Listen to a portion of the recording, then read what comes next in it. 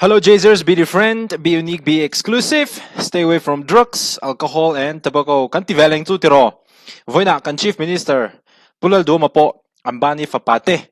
Inne naman pu'y turin private jetin at hokso kani. Hey hitu tu te mo ni chuanin Facebook lamaan khelle der to kan Chief Minister be naten mangle der to ni. An thik tham hi ni ve kan Chief Minister hitu. Hey, mai hi ni lawa hey, India Today boy in news han lo cover ve hey in mo hian mo Mizoram Chief Minister flies to Ambani wedding in private jet a in tiani. Empo ni se video hi kan en ho potang. Le ye. Go. Kan pui Mumbai apan na tur ni a Ani lampung na te. anal reu mai Nakahan siel ve. Mizo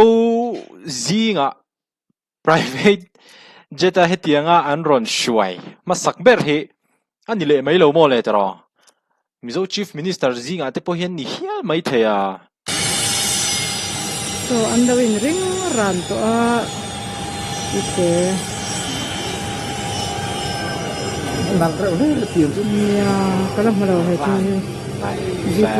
avan nal ngai ve van class ve. VRR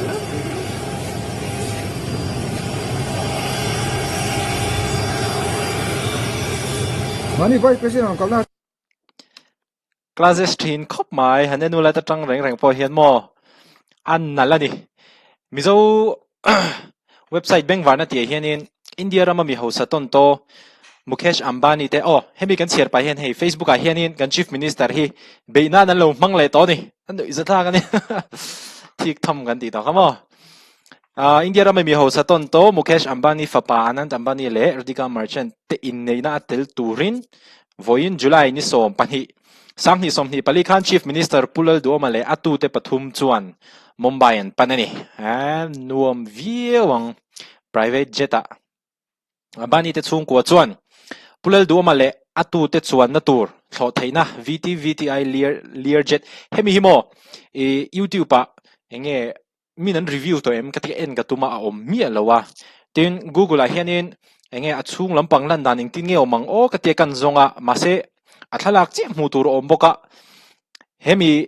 private jet hiron tirin lengpui airport a aron truma ni chin loka khanin he thlo theinam hang hian Mumbai an pana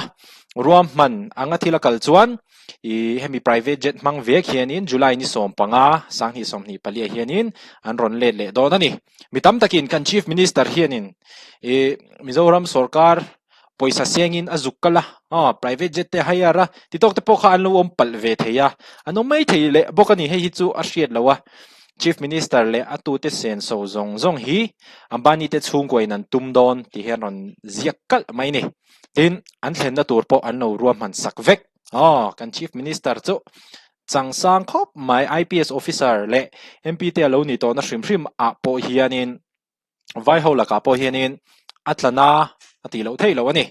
atu te sen so zong hi Ambani te chung ko inan no tumvek dona atiang chi hianin India Today Northeast po hianin Mizoram Chief Minister flies to Ambani wedding in private jet aron tia tunami ang thokha aron zia kani ti chuanin Facebook lampang hin lo noi le ta aboi thak thin khop maya Mizoram Christian College somna hnolin mi house fapa in nei na lama an ti deuh khera title hian mo an siarang hei kan Chief Minister Pu Lalduhoma hi Mizoram Synod College Mizoram Christian College in an functiona tel turin an som masazoka a confirm vek to boka paper invitation le gold box invitation chu a in thlau deuh ani ange a thul ta ni kha aron tiani hei hi thudik ani emo ka selawa ke chuan Maniram chunga Christian College somna paper invitation nola gold box invitation petu Asia rama ho saber billionaire ropui Mukesh Ambani fapa nupui nalama kan Chief Minister hi akal hi amaklowa ngai sakang arantia Mizoram tanthil ropui deuh aron hon mai thaya CBI te po Ambani private jet hire sakmangin aron hroi chonghal mai thaya sin hei hi chu thik na tong kamani to sei top chuan Frank dewa sei chuan mo ti chuan heta po hianin mâu lom na tur hian mi pui sum alo zuk mango tange chi mi alawang thadin deuh tho mi pui min da kham le hala ron tia ni china benkwarna.com hanin chiang dewin kan share to a ambani te chung ko khanin a ron tum sak vek ani he ta poi na dang om le a share chip zol pui leilet en victor ni se kalpei tak mole he chu a kalpei ka ring kan chief minister hi kan rin ai de hian a taimania workaholic kan tiang chi khania mo khang teng te kha ania heta hianin an kal hnuwa khutilama ruwa sur char char se lo ho thei ri lo se kumli vel om dei se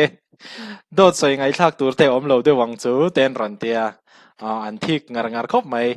dam chunga vai khat ma chief minister la ni ve mi lo tur te le dam chunga private jet a chuang lo tur chiang ngoi ngoi ten hetiang hianin facebook lama thei pato pin tran an lo kho ve ni ti kha she thiam na sang tak nen kan ron soi vele hrim hrim ani angai nom thin khop mai soi tong khanin opposition ho tan chuanin thik thamani dona comment section lampanga po hianin thik na ril rupu tel lo tan chuan kan chief minister chu a theu neu lo mole lalpan vengin om puimol ro se tia hi chu dikkati chan chu mi te lom na khanin lo lom ve mai la kha kha mi ril ru thatuang pa ngai ti dan tur khani maya chief minister pudu alal pan tlong takin shuai che selaron tia private jet a chuang ma sabber ni lo mo kan chief minister hi an tia hriat a chang te in ka chuang to ti kha ron tia tak tak ni mo lompui na thule du sakna kha soi mai ula midang te sel tel kher lovin ama saber po ni se